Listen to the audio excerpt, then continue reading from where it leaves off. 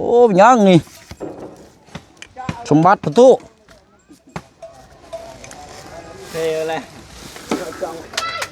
หนึ่งสองแหงรถใช่ติดยังเอา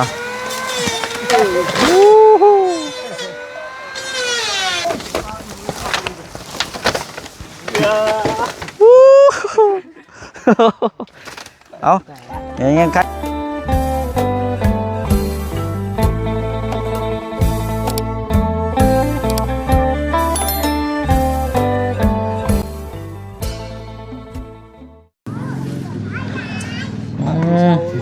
เอากำลังวัดแทกพี่น้องเนาะถือว่าสร้างเขานี่โอ้โจดจัดพี่น้องคักเตเสานี่แหละนี่เนาะเสานี่แบบเล่นขอบข้างพี่น้องงามงามเนาะเอามุมมองไปทางนั้นก็เตรียมแล้วพี่น้องกำลังลื้อม่างเก็บเครื่องของคู่ทางกระมังอาจจะม่างออกไปเพื่อจะปลุกสร้างอยู่จุดที่ว่ามองม่างหันแหละพี่น้อยเนาะสำหรับทางเขตของทางประตูเนาะพี่น้องเนาะเอาเดี๋ยวเบิ่งน้ำกันแล้วพี่น้องญาติพี่น้องแล้วซอยกันเนาะจับบายซอยกัน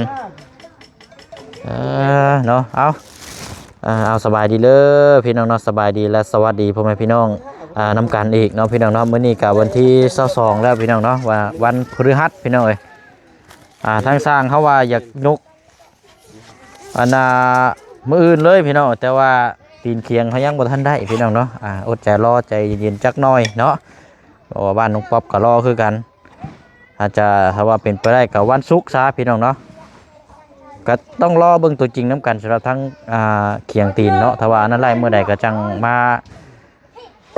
ส่งมอบให้รายการสร้างเพื่อดำเนินการเนาะพี่น้องเนาะอันสร้างไปเอาตะปูไปตะปูกับอยู่ในรางรถเฮาเด้อกับน็อตเด้อเขาซื้อมาบ่ละแต่ว่าน็อตนี่เอามาวัดเมื่อก่อนน็อตนี่มีแต่น็อต18ได้น็อต17บ่มีได้ส่วนละมีแต่18 20นะเอาพอเอามาแจกกันนั่นแหละน้ำใน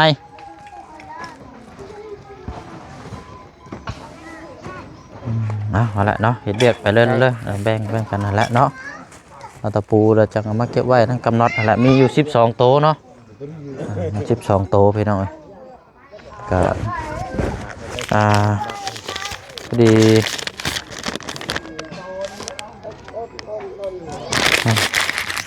1,194,000 กิพี่น้องเนาะเดี๋ยวจะส่งบินตัวนี้ให้ทั้งบอดี้อีกทีหนึ่งพี่น้องเนาะเพราะว่าผู้เชี่ยงเอาเงินออกก้อนนะพี่น้องจะจังแจ้งแล้วก็จังว่ากันนะพี่น้องเนาะเพื่อให้เวียกงานหน้างานนี่ความคืบหน้าอันแรกพี่น้องพี่น้องที่ตามเบิ่งน้ำกันเนาะไปเดี๋ยวเบิ่งน้ำกัน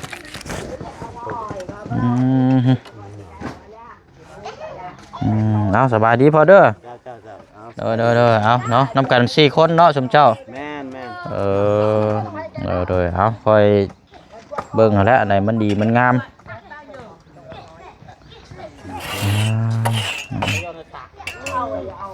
นะน็อตก็อยู่ในถุงแล้วน็อต18มันมีแต่18 20โอ้เนาะขอบข้างพี่น้องเนาะเราเล่นรู้สึกว่าคือเฮือนน้องป๊อบนี่คือว่าบดได้เด่นบ่พี่น้องเนาะบดได้เด่นขอบข้างมาจากขนาดจังว่ากันพี่น้องบ่เฮือนนี่มันต้องมีขอบข้างเล่นแล้วมันจะงามมันจะบ่อนี่โอ้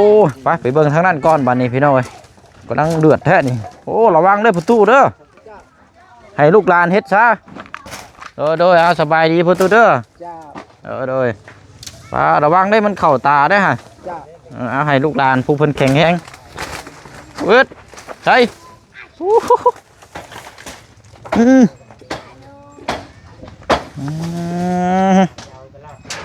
เห็นแล้วเอาเลยรถเบิ่งเด้อมันเข้าตาได้ยับออกแม่พี่ตู้ลูกมันยิงเข้าตาลูกหลานดีใจเรากับพี่น้องเนาะนี่มากเอาเบิ้ลอะไรหัวเหี้ยแถวนี้มือให้อัดสร้างอาจจะได้วัดเบิ่งความกว้างคมยาว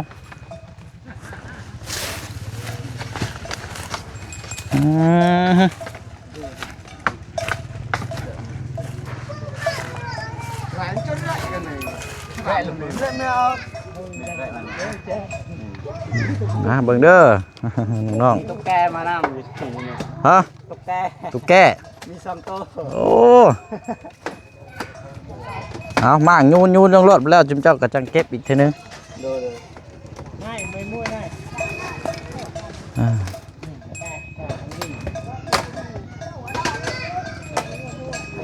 เชเนาะอะไรไปแล้วพี่น้อง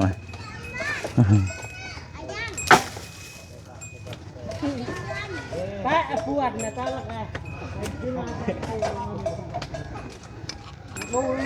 ต้องมั่งหลังคาไล่ลงมาพี่ก่อนเนาะแล้วก็จังซานอย่างเราแล้วมั่งเบิดเลยจุดหลังคาดังนั้นสร้างคนมาเคิงเบิดพี่น้องดึงโยกย้ายเบิดหัวสีใช้มุมใดแจใด ตัวตังป้า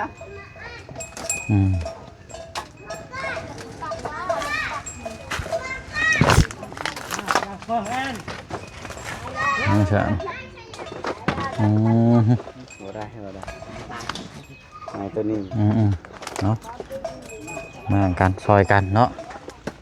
มากนี่ใครกูสั่งนี่ดอกมันสิไว้ดอก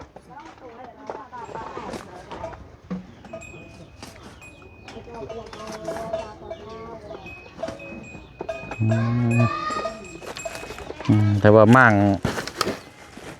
อันนี้ต้องระวังตาเด้เพราะว่ามันเป็นหญ้า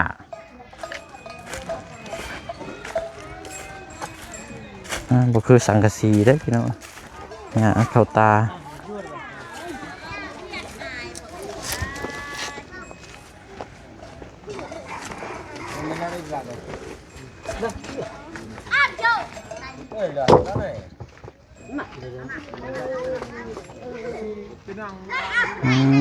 กำลังปาดกำลังง่าย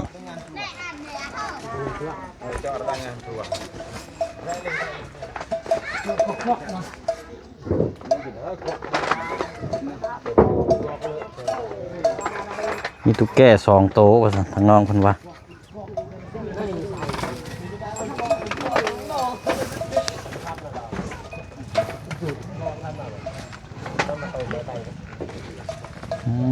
เหยื่อได้เข้าตาเนาะเอา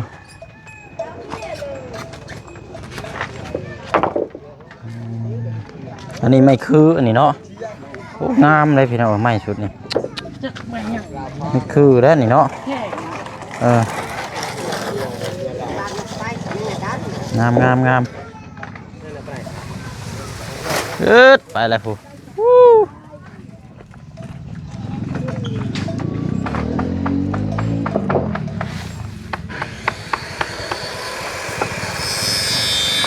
เอาเฮ็ด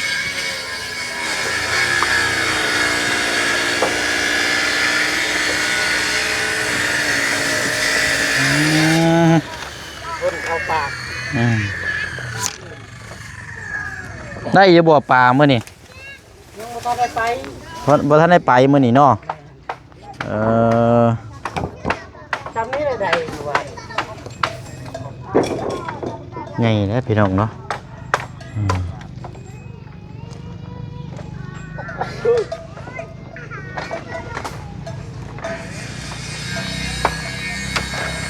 เรื่องเก่าเกิดแก่พี่น้องเนาะกันเชื่อว่ากันหลายผ้าหลายปี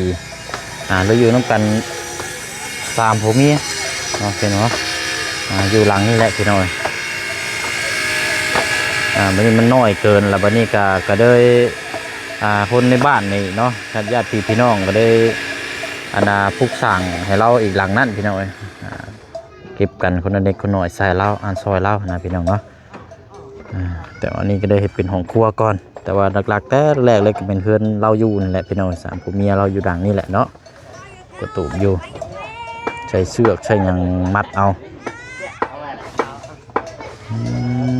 เดี๋ยวเขา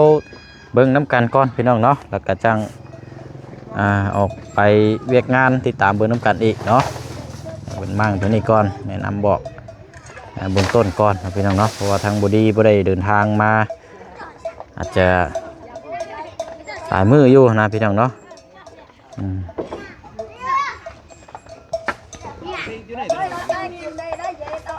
ตัวสร้างเขานี่ก็ถือว่าโจดจ้าดพี่น้องตอนที่แรกว่าอยาก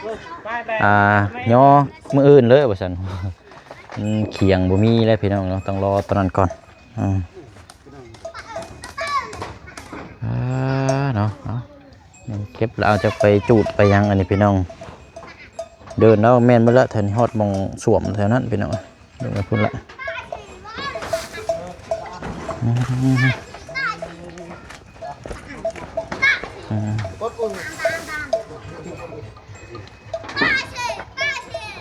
เอาเบิ่งเด้อเนาะมันเข้าหูเข้าตาได้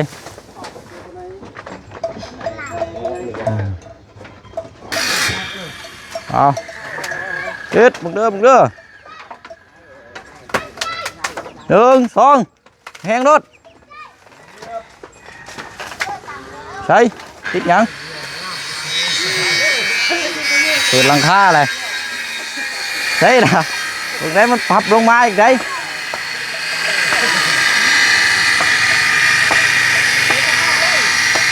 บึงเด้อ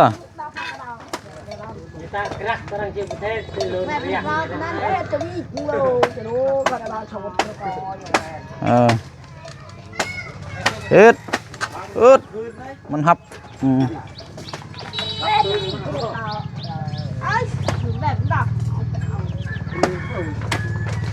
โอ้งางเลย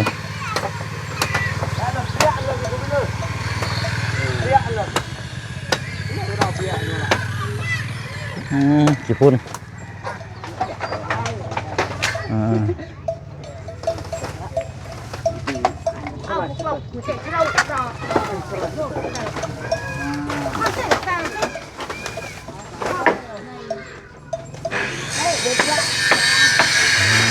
ขาเปิดเลยนี่มันติดตัวนี้ได้ล่ะนี่มองตีนนี่มองแล้วประตูเลยมันงัดตอนนั้นแหละมองตีนจ้ะ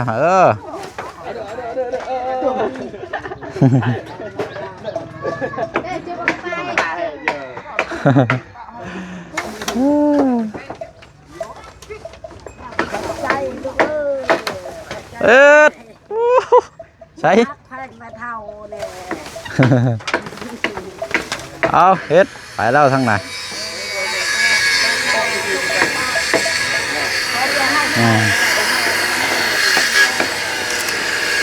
เอาคอยเฮ็ดนั่นแหละเฮ็ดได้พี่น้องเนาะเฮ็ดไว้แล้วบ่ได้เข้าหูเข้าตาได้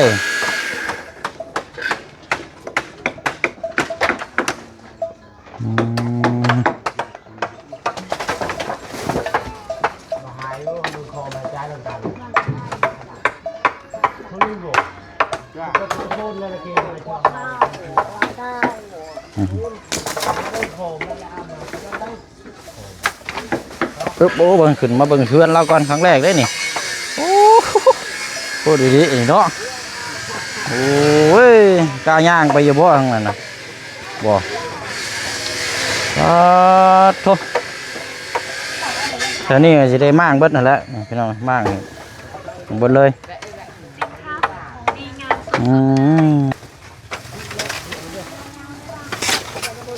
โอ้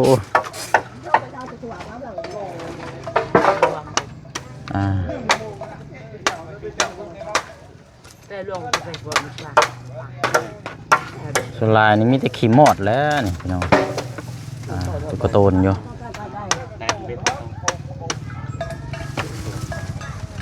ไม่ได้กว่า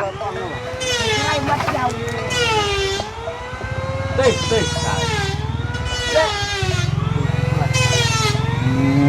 ประตูอ่ะนี่กันยังหากระไพบ่น่ะ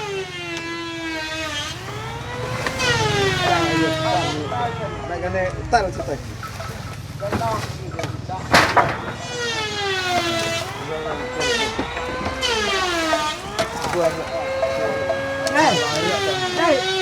ได้กำลัง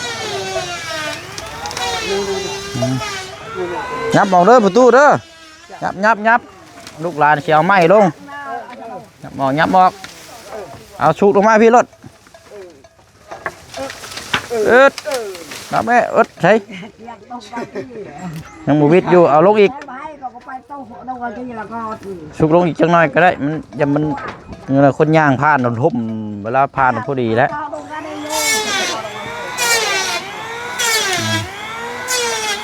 เอา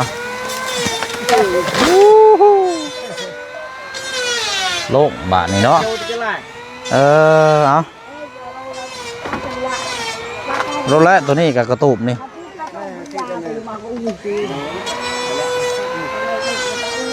หลังคาแล้วก็เลยจะค่อยมั่งตัวนี้พี่น้องเฮ็ดไปละเบิ่งได้มีตู้ย่างๆมาเจ้านะเบิ่งเป็นนี่นี่โคตรแท้นี่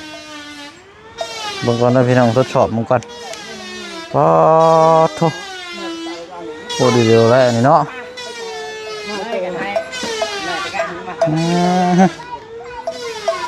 ดูสิ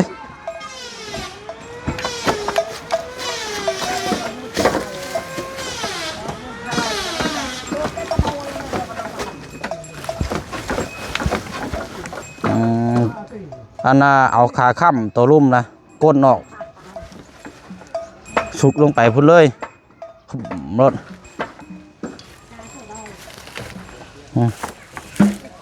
โอ้โหไปอยู่น้ำหนักข้ามบ่ลายเอาคอยมากงอกหลังคาโอ้ยังนี่สมบัติประตูเท่เลย โอ้คักแล้วนี่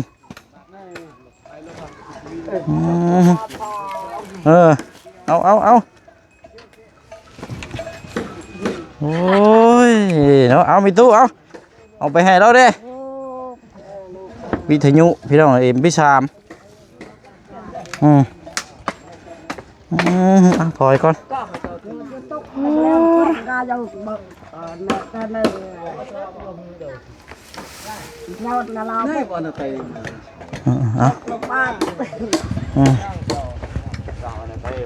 ขุดลักเอาไปยังล่ะขุดลักเลยยุ่งหัวโลไปยังขุดนี่อ๋อโอ้บังเด้อชุกเอาโลไปยัง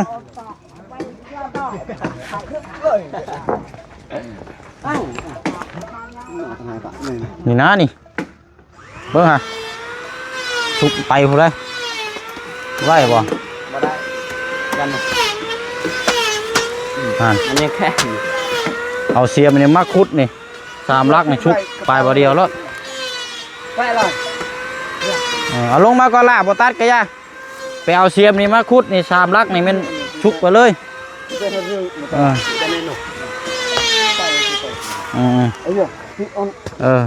ขุดแล้วเอาชุกลงไปพุ่นแล้วจังมากเอาบ่นี่มันจังง่าย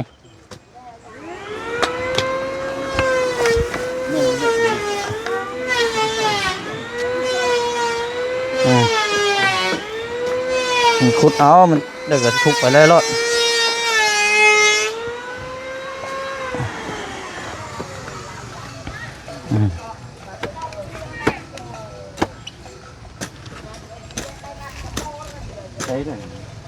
เอาเราไปจับขุดตัวนั้นบาดนี่ได้แล้วขุดตัวนั้นแล้วก็ถ้ากันจับ3 เสาคุบลงมาพี่เราแล้ว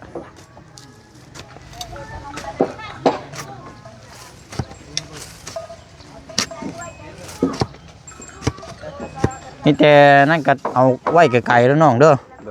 ผัวลงหม่องกงมีหันก็ได้น้องเชื่อมืออื่นทั้งสร้างคนอาจจะได้วัดเบิ่งหม่องปูเฮือนอย่างนี้แหละเอาออกไปไกลๆแล้วเดี๋ยวไปถึงมั่งบนรถเท่านี้กัน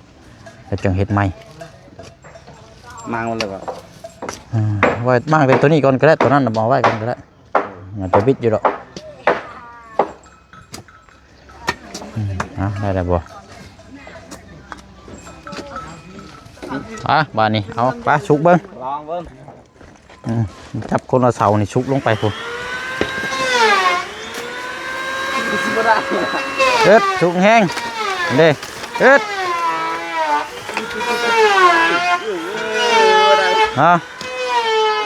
ที่ลองทำ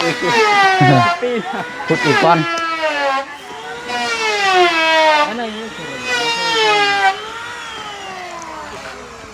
อืมขุดก่อนโอ้ระวังเด้อโอ้ไปแล้ว ก็ตั้งตัวน้องก็คือมันตรงนั้นบ่แนวปอนนี่จุดหนึ่งจุดหน้า มึงเด้อไม่แล้วเนาะมันก็ลายับก่อนยับมาถอยหลังเจ้าน่ะเอาสุกเลยบ่นี้อึดไป1อึดใช่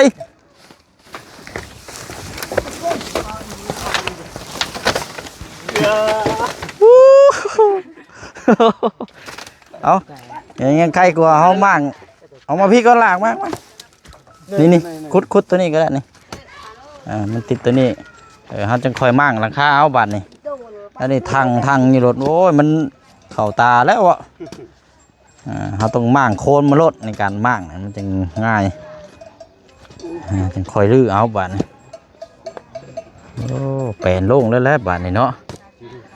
ตอนนี้ก็คอยมั่งคอยลื้อเอาไปหน่อยโอ้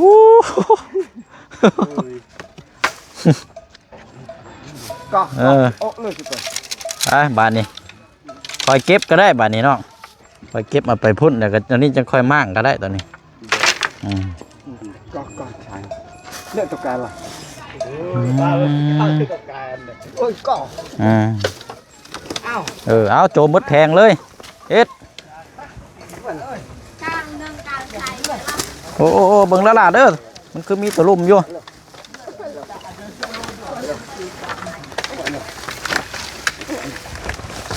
โอ้ไปเอ็ด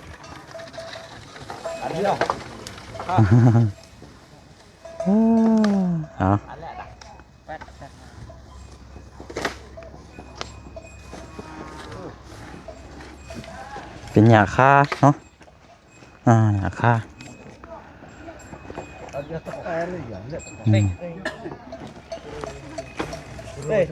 เกี่ยวชายแก้วกระไรอยู่ตรงนั้น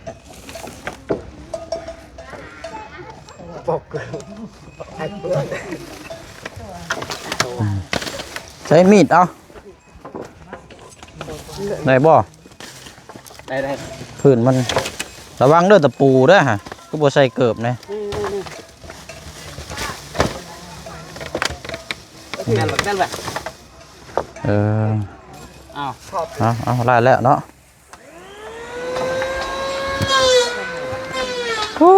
ไปนั่นแหละพี่น้อยเนาะก็ถือว่ามาติดตามเวียกงานเป็นอีกเคสหนึ่งอันนี้ก็ให้ทางบรรลุงไอซีเฮาติดตามเบิ่งน้ำกันเนาะพี่น้องเนาะกำลังลื้อมั่งล่างของอยู่พี่น้องเลยเนาะบ่มีบ่เนาะอันแมวขุมทรัพย์ของแปลกแล้วนี่เนาะแต่เก่าเจ้ามั่งเคลื่อนเก่ามีได้เนาะนะค่อยเอาค่อยดึงละ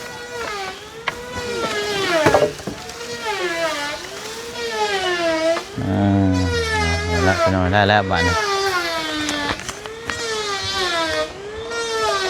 โจมไปขึ้นแล้ว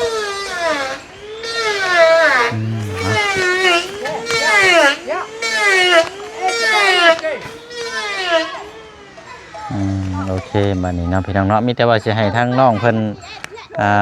กับทั้งญาติพี่น้องดำเนินการต่อแล้วบ้านนี้เนาะเอามาพี่ก่อนก็ได้ล่ะเอามายืนนี่ก่อนก็ได้นั่นแหละมีแต่ว่าสิมันได้ให้เจ้าและพากันเมียนเด้อบัดนี้เด้อเป็นชานเป็นหยังเพราะว่ามื้ออื่นทั้งเทื่อสร้างเพิ่นอาจจะได้ครึ่งวัดเบิ่งแต่เจ้าก็เบิ่งนำและเบิ่งที่ดินที่ทางว่าเพราะว่าเนื้อที่เฮามันอยู่มุมใดเจได้เนาะครึ่งและวัดนำกันเนาะนั่นแหละพี่น้องพอบ่เชื่อก็สิมาเบิ่งนำกันแล้วก็สิเบิ่งเพิ่นละจังสิเข้ามาใหม่อีกทีนึงเด้อก็มื้อนี้อ้ายซื้อตะปูมาให้ย่างละแก๊สเด้อทางสร้างเขาเพิ่นเอาจมมาไว้แล้วกับน็อตนั่นแหละเบิดไป1,194,000 กีบพี่น้อยนี่แหละเดี๋ยวสิแจ้งทางบอดี้อีกเทื่อนึงอันนี้ก็ก็มีแต่ว่าตามนั้นเด้อน้องเด้อนั่นแหละคอยเฮ็ดไปเด้อก็สิเอาไปเวียกต่อแล้วกันนี่พากันคอยเฮ็ดไปเนาะ เด้อเอาสบายดีทั้งอันพ่อแม่พี่น้องก่อนเนาะเด้อ ไป ไปหันละพี่น้องให้น้องเพิ่นเฮ็ดเวียกงานต่อ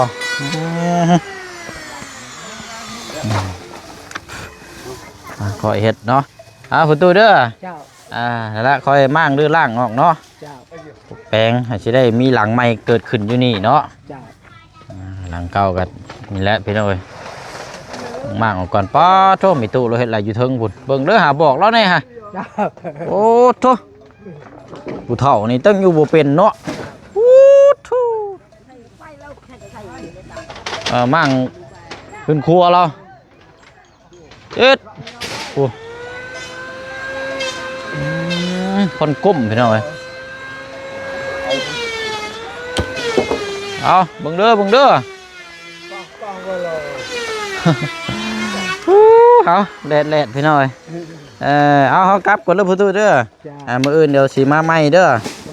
มื้ออื่นสิมาใหม่พี่น้องเอ้ยว่ากัน